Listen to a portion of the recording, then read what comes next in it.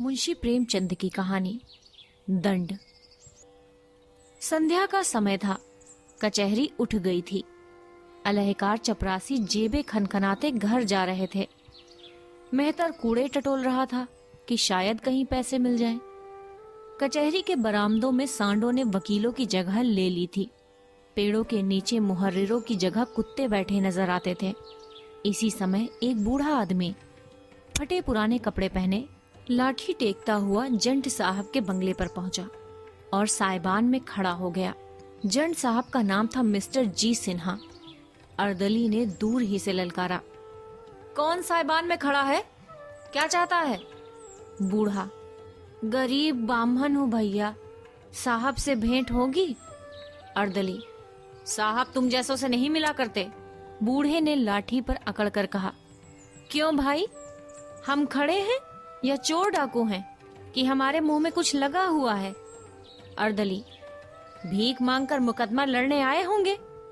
बूढ़ा, तो कोई पाप किया है?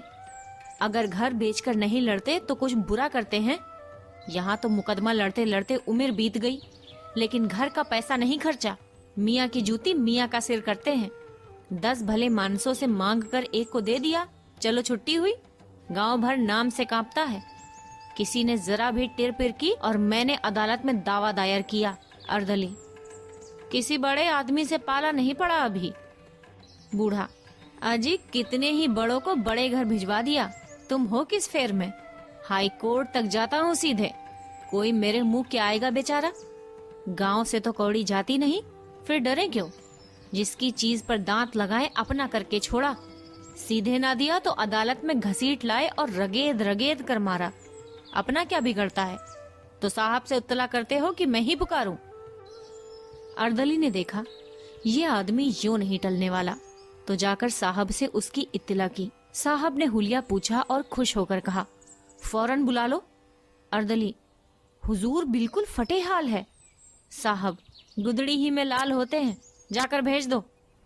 मिस्टर सिन्हा अधेड़ आदमी थे, बहुत ही शांत, बहुत ही विचारशील, बातें बहुत कम करते थे। कठोरता और असभ्यता जो शासन की अंग समझी जाती है, उनको छू भी नहीं गई थी। न्याय और दया के देवता मालूम होते थे। डील डौल देवों का सा था और रंग आबनूस का सा। आराम कुर्सी पर लेटे हुए पेचवान पी रहे थे। बूढ़े ने जाकर सलाम किया। सिन्हा, तो तुम हो जगत पांडे, आओ बैठो। तुम्हारा मुकदमा तो बहुत ही कमजोर है। भले आदमी, जाल भी न करते बना। जगत, ऐसा न कहें हुजूर, गरीब आदमी हूँ, मर जाऊंगा। सिन्हा, किसी वकील मुख्तार से सलाह भी ना ले ली? जगत, अब तो सरकार की शरण में आया हूँ। सिन्हा, सरकार क्या मिसिल बदल देंगे या नया कानून गढ़ेंगे? तुम गच्चा खा गए। मैं कभी कानून के बाहर नहीं जाता।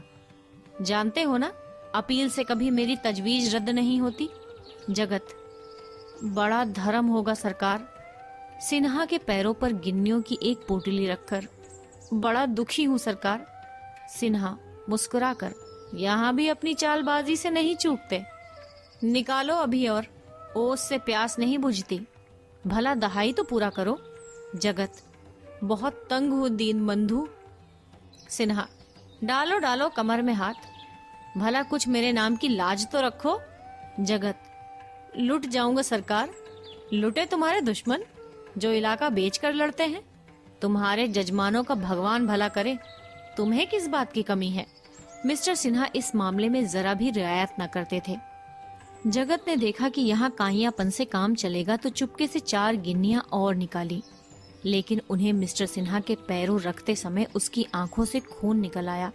ये उसकी बरसों की कमाई थी।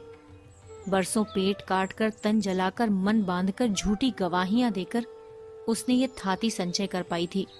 उसका हाथों से निकलना प्राण निकलने से कम दुखदाई न था।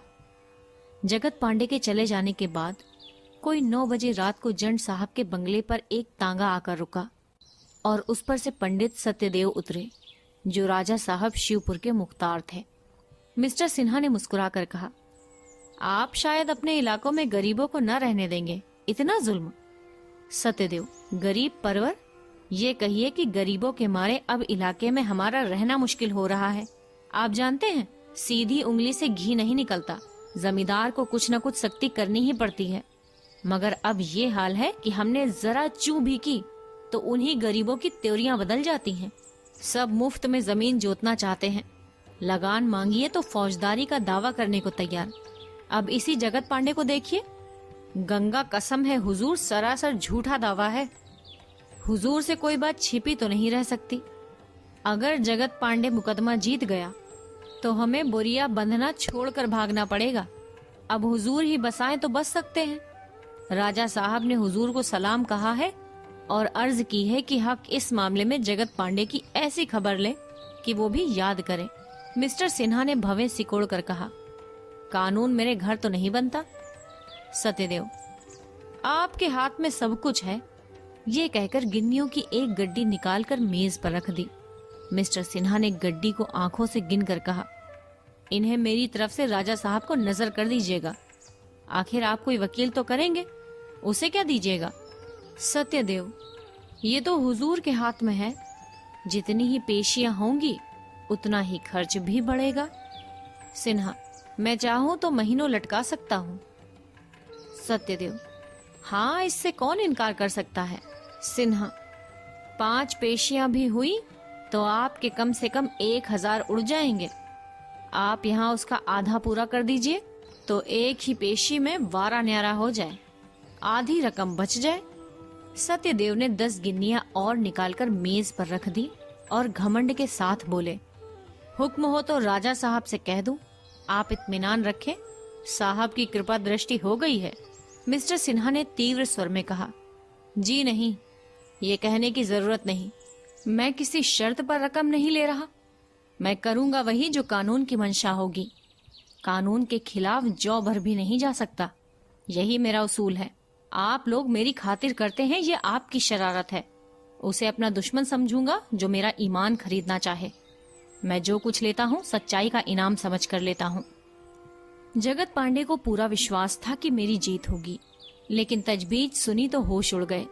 दावा खारिज हो गया, उस पर खर्च की चपत अलग। मेरे साथ ये चाल, अगर लाला साहब को इसका मजा न चखा दिया तो बाहमन नहीं हैं किस फेर में, सारा रोब भुला दूंगा। वहाँ गाढ़ी कमाई के रुपए हैं, कौन पचा सकता है। हाड़ फोड़ कर निकलेंगे, द्वार पर सिर पटक पटक कर मर जाऊंगा। उसी दिन संध्या को जगत पांडे ने मिस्टर सिन्हा के बंगले के सामने आसन जमा दिया। वहाँ बरगद का घना वृक्ष था। मुकदमे वाले वहीं सत्तू चबैना खाते और दोपहरी उसी की छाह में काटते थे। जगत पांडे उनसे मिस्टर सिन्हा की दिल खोल कर निंदा करता, ना कुछ खाता ना पीता, बस लोगों को अपनी राम कहानी सुनाया करता। जो सुनता वो जंड साहब को 4 खरी खोटी कहता। आदमी नहीं पिशाच है, इसे तो ऐसी जगह मारे जहाँ पानी ना मिले। रुपए के रुपए लिए, ऊपर से खर्चे समेत डिग्री कर दी। यही करना था तो रुपए काहे को निकले थे। ये है हमारे भाई बंदों का हाल, ये अपने कहलाते हैं, इनसे तो अंग्रेज ही अच्छे। इस तरह की आलोचनाएं दिन भर हुआ करती। जगत पांडे के आसपास 8 पहर जमघट लगा रहता। इसी तरह 4 दिन बीत गए और मिस्टर सिन्हा के कानों में भी बात पहुंची। अन्य रिश्वती कर्मचारियों की तरह वो भी हेकड़ आदमी थे। ऐसे निर्द्वंद्व रहते मानो उन्हें ये बीमारी छू तक नहीं गई है।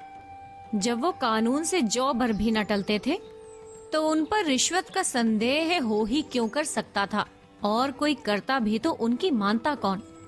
ऐसे चतुर खिलाड़ी के विरुद्ध कोई जाब्ते की कार्रवाई कैसे होती।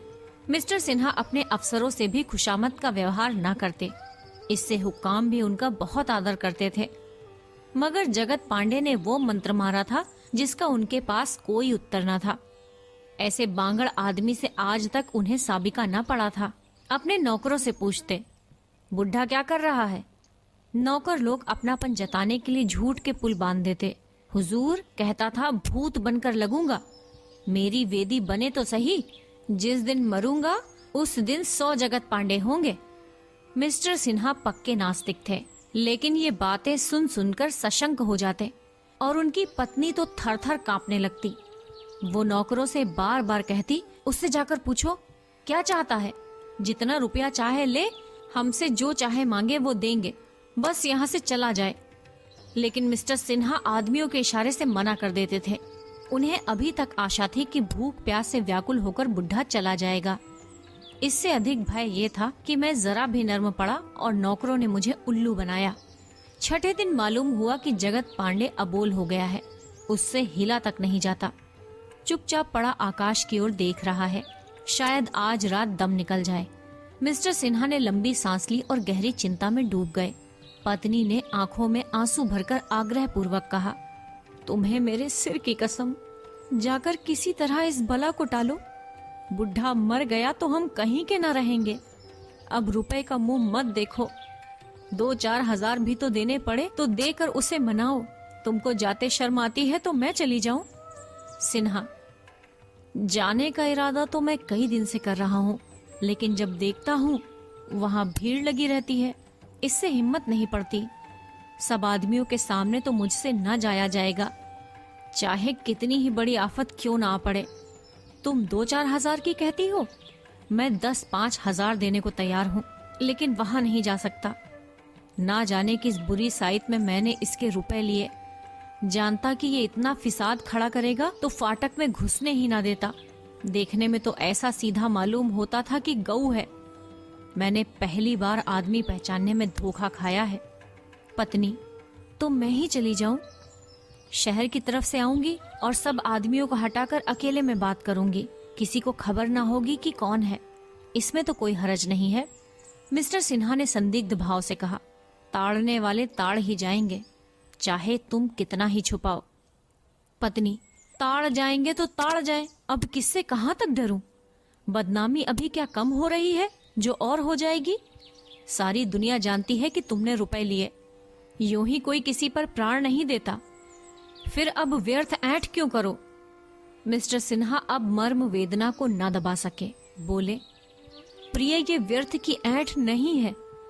चोर को अदालत में बेत खाने से उतनी लज्जा नहीं आती जितनी किसी हाकिम को अपनी रिश्वत का पर्दा खुलने से आती है। वो जहर खाकर मर जाएगा, पर संसार के सामने अपना पर्दा न खोलेगा। अपना सर्वनाश देख सकता है, पर यह अपमान नहीं सह सकता। जिंदा खाल खींचने या कोल्हू में पेरे जाने के सिवा और कोई स्थिति नहीं है जो उसे अपना अपराध स्वीकार करा सके।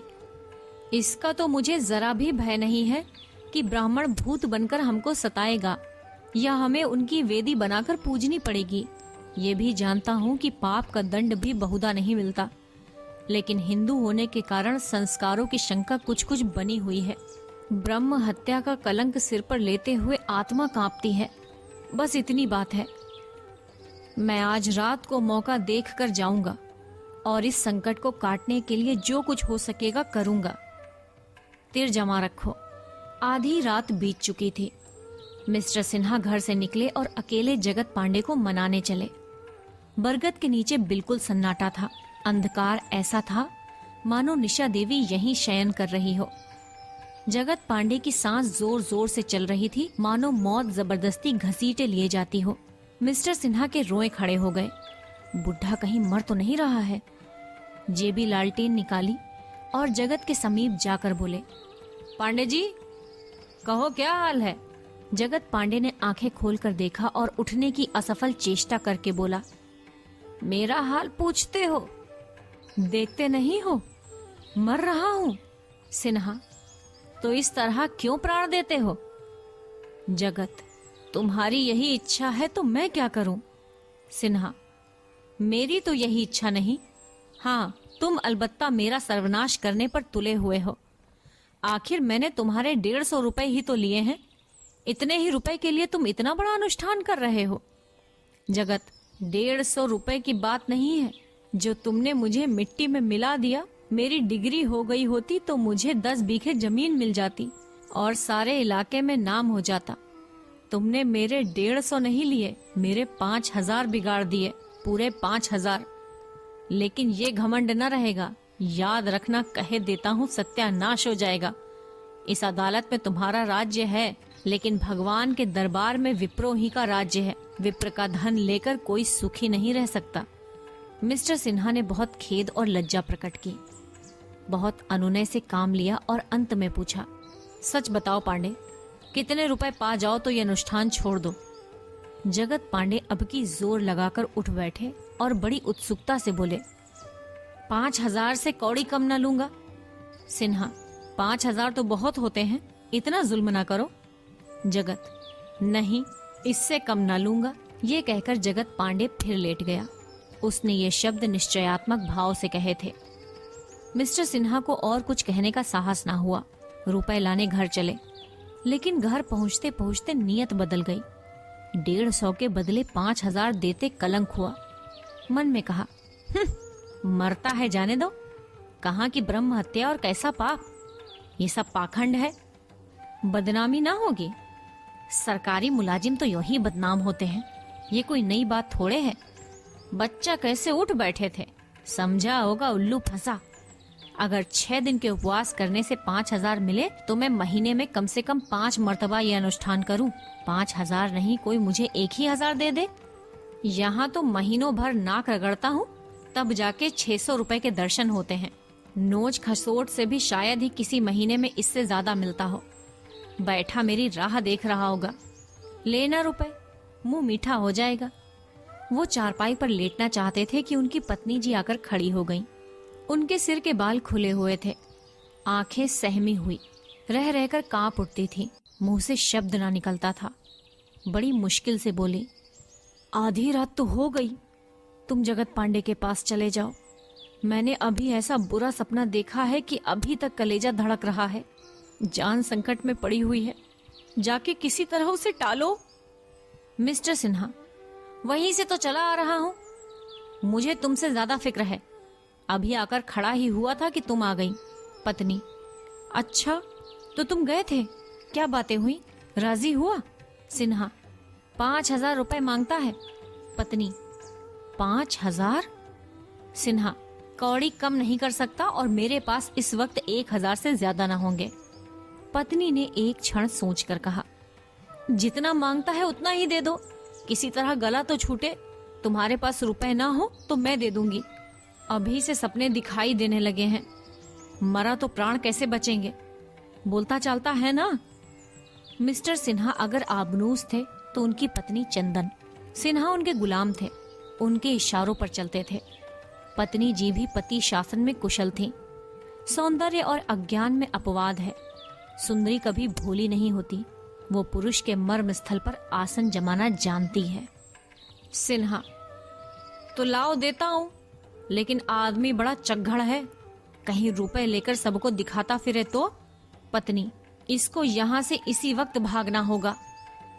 सिन्हा, तो निकालो, दे ही दूं, जिंदगी में ये बात भी याद रहेगी। पत्नी ने अविश्वास भाव से कहा, चलो मैं भी चलती हूँ, इस वक्त कौन देखता है। पत्नी से अधिक पुरुष के चरित्र का ज्ञान और किसी को नहीं होता। मिस्टर सिन्हा की मनोवृत्तियों को उनकी पत्नी जी खूब जानती थीं। कौन जाने, रास्ते में रुपए कहीं छिपा दे और कह दे आए, या कहने लगे रुपए लेकर भी नहीं टलता तो मैं क्या करूं। जाकर संदूक से नोटों के पुलिंदे निकाले और उन्हें चादर में छिपाकर मिस्टर सिन्हा के साथ चली। सिन्हा के मुंह पर झाड़ू सी फिरी थी, लालटेन लिए पछताते चले जाते थे। 5,000 रुपए निकले जाते हैं, फिर इतने रुपए कब मिलेंगे कौन जानता है। इससे तो कहीं अच्छा था कि दुष्ट मर ही जाता, बला से बदनामी होती, कोई मेरी जेब से रुपए तो ना छीन लेता। ईश्वर करे मर गया हो। लेकिन अभी तक दोनों आदमी फाटक ही तक आए थे कि देखा जगत पांडे लाठी तेकता चला आता है। उसका स्वरूप इतना डरावना था मानो शमशान से कोई मुर्दा भागा आता हो। पत्नी जी बोली, महाराज हम तो आ ही रहे थे, आपने क्यों कष्ट किया, रुपए लेकर सीधे घर चले जाओगे ना। जगत, हाँ हाँ सीधा घर जाऊंगा, कहाँ है रुपए देखूं। पत्नी जी ने नोटों का पुलिंदा बाहर निकाला और लालटेन दिखाकर बोली, गिन लो, 5,000 रुपए हैं। पांडे ने पुलिंदा लिया और बैठकर उलट पुलट कर देखने लगा। उसकी आंखें एक नए प्रकाश से चमकने लगी। हाथों में नोटों को तौलता हुआ बोला, पूरे 5,000 हैं। पत्नी, पूरे, गिन लो। जगत, 5,000 में 2 टोकरी भर जाएंगी, इतने सारे 5,000। सिन्हा, क्या अब तुम्हें विश्वास भी नहीं आता। जगत, पूरे हैं 5,000, तो अब जाऊं, भाग जाऊं। ये कहकर वो पुलिंदा लिए कई कदम लड़खड़ाता हुआ चला, जैसे कोई शराबी, और तब धम से जमीन पर गिर पड़ा। मिस्टर सिन्हा लपक कर उठाने दौड़े तो देखा उनकी आंखें पथरा गई हैं और मुख पीला पड़ गया है। बोले, पांडे, क्या कहीं चोट आ गई? पांडे ने एक बार मुंह खोला जैसे मरी हुई चिड़िया सिर लटका चोंच खोल देती है। जीवन का अंतिम धागा भी टूट गया। ओंठ खुले हुए थे और नोटों का पुलिंदा छाती पर रखा हुआ था। इतने में पत्नी जी भी आ पहुंची और शव को देखकर चौंक पड़ी। पत्नी, इसे क्या हो गया? सिन्हा, मर गया और क्या हो गया? पत्नी सिर पीटकर, मर गया? हाय भगवान, अब कहाँ जाऊं? ये कहकर बंगले की ओर बड़ी तेजी से चली। मिस्टर सिन्हा ने भी नोटों का पुलिंदा शव की छाती पर से उठा लिया और चले। पत्नी, ये रुपए अब क्या होंगे? सिन्हा, किसी धर्म कार्य में दे दूंगा। पत्नी, घर में मत रखना, खबरदार। हाय भगवान। दूसरे दिन सारे शहर में खबर मशहूर हो गई। जगत पांडे ने जंट साहब पर जान दे दी। उसका शव उठा तो हजारों आदमी साथ थे। मिस्टर सिन्हा को खुल्लम खुल्ला गालियां दी जा रही थीं। संध्या समय मिस्टर सिन्हा कचहरी से आकर मन मारकर बैठे थे कि नौकरों ने आकर कहा, सरकार, हमको छुट्टी दी जाए, हमारा हिसाब कर दीजिए। हमारी बिरादरी के लोग धमकाते हैं कि तुम जंट साहब की नौकरी करोगे तो हुक्का पानी बंद हो जाएगा। सिन्हा ने झल्ला कर कहा, कौन धमकाता है? कहार, किसका नाम बताएं सरकार? सभी तो कह रहे हैं। रसोइया, हुजूर, मुझे तो लोग धमकाते हैं कि मंदिर में न घुसने पाओगे। साइस, हुजूर, बिरादरी से बिगाड़ करके हम लोग कहाँ जाएंगे? हमारा आज से इस्तीफा है, हिसाब चाहे जब कर दीजिएगा। मिस्टर सिन्हा ने बहुत धमकाया, फिर दिलासा देने लगे, लेकिन नौकरों ने एक न सुनी। आध घंटे के अंदर सबों ने अपना अपना रास्ता लिया। मिस्टर सिन्हा दांत पीस कर रह गए, लेकिन हाकिमों का काम कब रुकता है। उन्होंने उसी वक्त कोतवाल को खबर कर दी और कई आदमी बेगार में पकड़ आए। काम चल निकला। उसी दिन से मिस्टर सिन्हा और हिंदू समाज में खींचतान शुरू हुई। धोबी ने कपड़े धोना बंद कर दिया, ग्वाले ने दूध लाने में आनाकानी की, नाई ने हजामत बनानी छोड़ी। इन विपत्तियों पर पत्नी जी का रोना धोना और भी गजब था। इन्हें रोज भयंकर स्वप्न दिखाई देते। रात को एक कमरे से दूसरे कमरे में जाते प्राण निकलते थे। किसी को जरा सिर भी दुखता तो नहीं में जान समा जाती। सबसे बड़ी मुसीबत ये थी कि अपने संबंधियों ने भी आना जाना छोड़ दिया। एक दिन साले आए मगर बिना पानी पिए चले गए। इसी तरह एक दिन बहनोई का आगमन हुआ। उन्होंने पान तक न खाया। मिस्टर सिन्हा बड़े धैर्य से ये सारा तिरस्कार सहते जाते थे। अब तक उनकी आर्थिक हानि न हुई थी। गरज के बावले झक मारकर आते ही थे और नजर नजराना मिलता ही था। फिर विशेष चिंता का कोई कारण न था। लेकिन बिरादरी से वैर करना पानी में रहकर मगर से वैर करने जैसा है। कोई न कोई ऐसा अवसर आ ही जाता है जब हमको बिरादरी के सामने सिर झुकाना पड़ता है। मिस्टर सिन्हा को भी साल के अंदर ही ऐसा अवसर आ पड़ा। यह उनकी पुत्री का विवाह था। यही वो समस्या है जो बड़े बड़े हेकड़ों का घमंड चूर कर देती है। आप किसी के आने जाने की परवाह न करें। हुक्का पानी, भोज भात, मेल जोल, किसी बात की परवाह न करें। मगर लड़की का विवाह तो न टलने वाली बला है। उससे बचकर आप कहाँ जाएंगे? मिस्टर सिन्हा को इस बात का सुबह तो पहले ही था कि त्रिवेणी के विवाह में बाधाएं पड़ेंगी, लेकिन उन्हें विश्वास था कि द्रव्य की अपार शक्ति इस मुश्किल को हल कर देगी। कुछ दिनों तक उन्होंने जानबूझकर टाला कि शायद इस आंधी का जोर कुछ कम हो जाए, लेकिन जब त्रिवेणी को 16वां साल समाप्त हो गया तो टाल मटोल की गुंजाइश न रही। संदेश भेजने लगे, लेकिन जहाँ संदेशिया जाता वहाँ वही जवाब मिलता, हमें मंजूर नहीं। जिन घरों में साल भर पहले उनका संदेशा पाकर लोग अपने भाग्य को सराहते, वहाँ से अब सूखा जवाब मिलता था, हमें मंजूर नहीं है। मिस्टर सिन्हा धन का लोभ देते, जमीन नजर करने को कहते, लड़के को विलायत भेजकर ऊंची शिक्षा दिलाने का प्रस्ताव करते, किंतु उनकी सारी आयोजनाओं का एक ही जवाब मिलता था, हमें मंजूर नहीं। ऊंचे घरानों का ये हाल देखकर मिस्टर सिन्हा उन घरानों में संदेश भेजने लगे जिनके साथ पहले बैठकर भोजन करने में भी उन्हें संकोच होता था, लेकिन वहां भी वही जवाब मिलता, हमें मंजूर नहीं। यहाँ तक कि कई जगह वे खुद दौड़ दौड़ कर गए, लोगों की मिन्नतें की, पर यही जवाब मिला, साहब हमें मंजूर नहीं है। शायद बहिष्कृत घरानों में उनका संदेश स्वीकार कर लिया जाता, पर मिस्टर सिन्हा जानबूझकर मक्खी न निगलना चाहते थे। ऐसे लोगों से संबंध न करना चाहते थे जिनका बिरादरी में कोई स्थान न था। इस तरह 1 वर्ष बीत गया। मिसेस सिन्हा चारपाई पर पड़ी कराह रही थी, त्रिवेणी भोजन बना रही थी और मिस्टर सिन्हा पत्नी के पास चिंता में डूबे बैठे हुए थे। उनके हाथ में एक खत था। बार बार उसे देखते और कुछ सोचने लगते थे। बड़ी देर के बाद रोगिणी ने आंखें खोली और बोली, अब न बचूंगी, पांडे मेरी जान लेकर छोड़ेगा। हाथ में कैसा कागज है?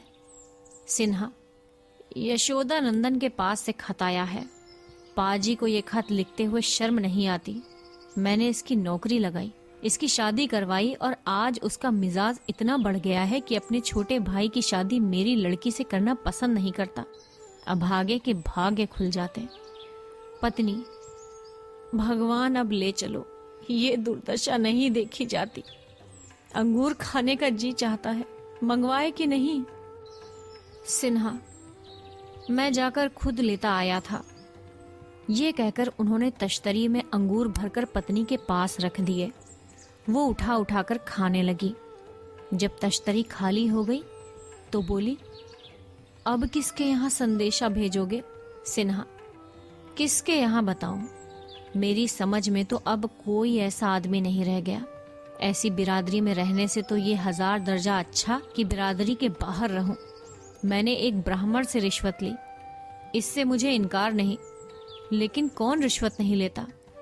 अपने गौ पर कोई नहीं चूकता। ब्राह्मण नहीं, खुद ईश्वर ही क्यों ना हो। रिश्वत खाने वाले उन्हें भी चूस लेंगे। रिश्वत देने वाला अगर कोई निराश होकर अपने प्राण देता है तो मेरा क्या अपराध? अगर कोई मेरे फैसले से नाराज होकर जहर खा लेते हैं तो मैं क्या कर सकता हूं? इस पर भी मैं प्रायश्चित करने को तैयार हूं।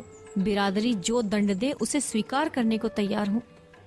सबसे कह चुका हूं, मुझसे जो प्रायश्चित चाहो करा लो, पर कोई नहीं सुनता। दंड अपराध के अनुकूल होना चाहिए, नहीं तो यह अन्याय है।